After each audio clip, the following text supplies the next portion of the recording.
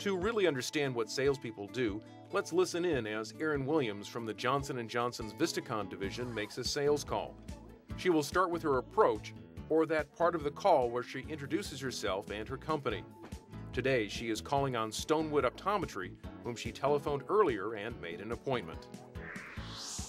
So tell me what Johnson & Johnson has right now as far as new products. Okay, well, I'd love to get into that, and thank you again, Dr. Boland, for taking the time to speak with me today. I really appreciate it. Johnson & Johnson Vision Care are the top products in vision care overall, have the highest brand recognition among consumers, and are backed by the largest research budget in the field. That's why so many practices like yours have turned to Vistakon to provide eye care products to their patients. We also provide customized marketing support. So I'd like to ask you a couple questions to find out about your needs. Is that okay?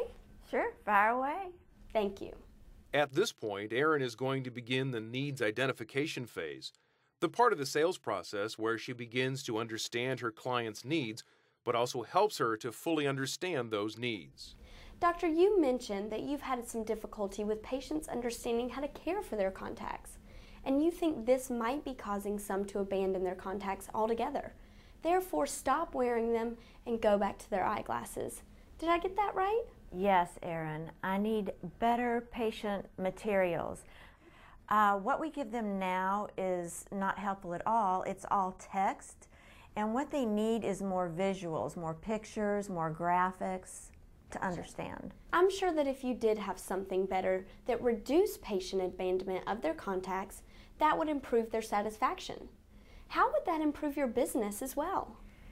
I think the most important thing is that when someone stops wearing their contacts, they often blame us, and then they'll switch to another doctor. Plus, then that makes them less likely to recommend somebody to us, and this negatively affects my bottom line. I need referrals. This is very true. You know, another thing I hear about is that problems with patient education also leads to more visits with the techs.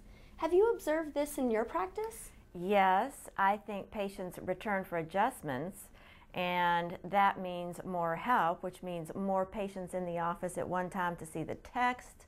That means the appointments are shorter, they're overlapping in work, and it actually gives the techs much less time to spend with the patients when they need to be having more time explaining to them what they need to be doing to get it right. So what you're saying is better materials would cut down on return visits to the tech and make the time with the tech more effective. Is this correct? Yes, better materials. And I would imagine that that would then decrease the rate at which patients abandon contacts. Are there any other ways these factors might influence your office performance? Once Erin has a solid understanding of her client's needs, she can then present an appropriate solution. Let me show you what I've got. Okay. As you can see, our patient materials are very easy to understand, and we also can do staff trainings to help out in the office. Yes. Now, this would be very helpful, especially with getting patients to stay with us for the continued care. Notice how Erin not only presented the feature, but also described how it met her buyer's needs. She then asked her opinion. In this way, she can determine if the customer agrees that it is meeting her needs. Sometimes, though, buyers object to a portion of the presentation, like here. But your contacts are more expensive than what I'm currently using, and I don't think my patients will accept that. Dr. Boland, it sounds like you want to provide your patients with the best value possible, and I know cost can become an issue from time to time. Can you elaborate on your cost concerns further? Well, absolutely. Your product sells for about the same cost as the other brands, but the other brands have rebates that offset that cost, and that makes your competitors' products more appealing to my inline patient. They want to save money, and I don't have the time to argue with them about that. So if I hear you right, doctor, you feel more comfortable recommending my competitors' lenses because they offer additional savings in the form of rebates. Is that correct? Yes, I think that your products offer distinct clinical advantages. But in the end, It is my patients that want to save money as well. Well, doctor, I'm happy to inform you that we have a new rebate offer on the #1 prescribed contact lens in the U.S. You will see that our new rebate makes our lenses even more affordable than before. Let me walk you through the rebate process. Wonderful, because I can use this rebate with leverage with my patients, and I'm really happy you brought this to my attention today. I was not aware of that. Good. How do you make your customers and buyers make better decisions? To help my buyers make better decisions, I need to understand my buyers' needs and challenges. To do this, I need to do my research before my planned sales calls. By research, I mean sales call planning. After assessing this information, I write down 1 or 2 questions I need to ask to better understand the buyer's needs and challenges.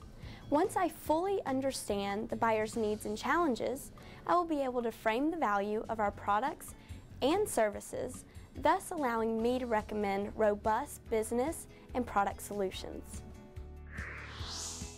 After the sale, what do you do to make sure they get the most value out of their purchase?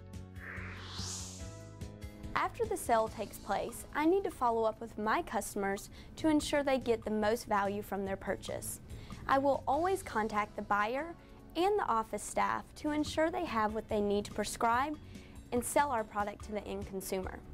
This process is called pull-through. We need to support the office in its pull-through efforts by providing patient education literature, ample trial lenses, staff product training, and relevant rebate information. What role does your reputation play? I've worked hard to build my reputation as a sales professional by making sure my customers get the best solutions to their business needs and challenges. My credibility is critical to my success. My reputation gives me solid access to my buyers, and when things go wrong, as they sometimes will, my customers know that I will take care of them. Salespeople are an essential part of today's customer-focused business. As you can see, salespeople help people make sound buying decisions by providing the information they need. But as we also saw, salespeople provide many important functions to organizations, their customers, and society.